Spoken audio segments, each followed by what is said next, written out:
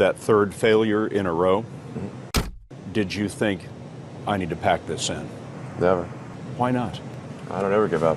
I'd have to be dead or completely incapacitated. Really liking what you do, whatever area that you get into, given that even if you're the best, there's always a chance of failure.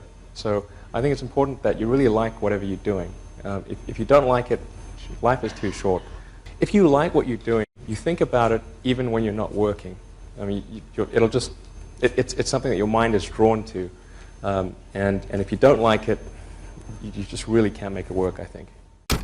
So many people try to talk me out of starting a rocket company. It was crazy. One good friend of mine collected a whole series of videos of rockets blowing up and made me watch those. He just didn't want me to lose all my money. We're doing these things that seem unlikely to succeed, and we've been fortunate, and at least thus far they have succeeded. Now is the time to take risk. You don't have kids. As you get older, your obligations increase. So and once you have a family, you start taking risk not just for yourself, but for your family as well. It gets much harder to do things that might not work out.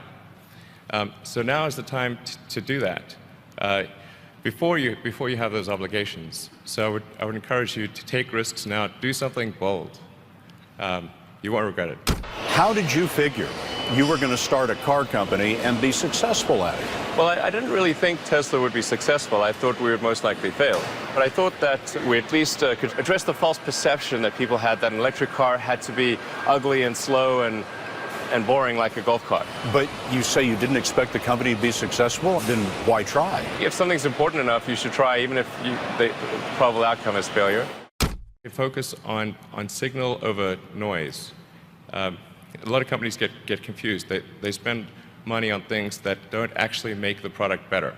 For example, at Tesla, we've never spent any money on advertising.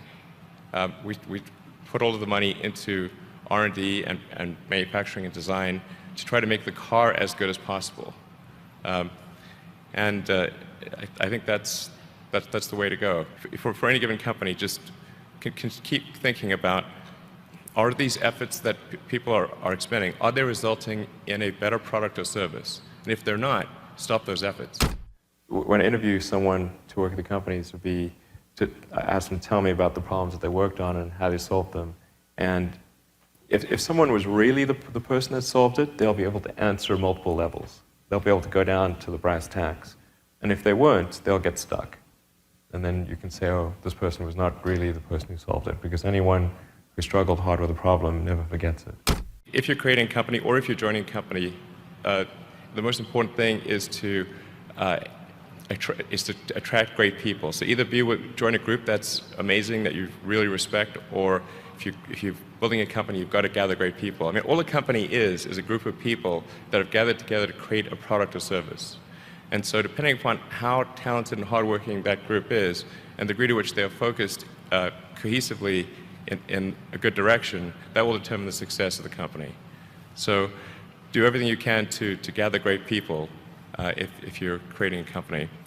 You've got to make sure that whatever you're doing is a great product or service. It has to be really great. And I go back to what I was saying earlier, where if you're a new company, I mean, unless it's like some new industry or new market that, if it's an untapped market, then you have more ability to,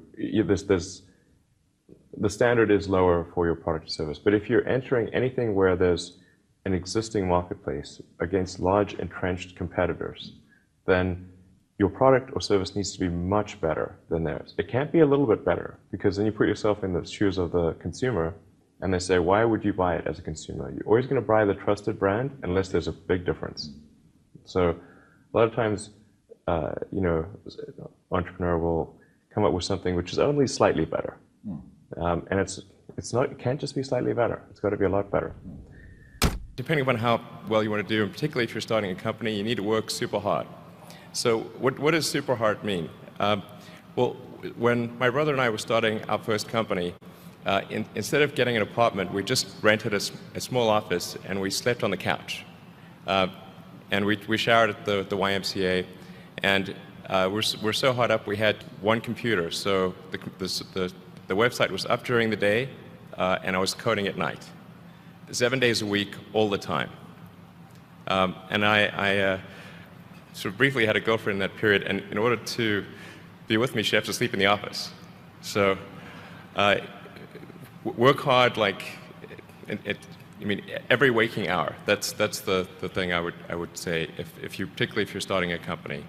And I mean, if you do simple math, say like, okay, if somebody else is working 50 hours and you're working 100, you'll get twice as much done in the course of a year as the other company.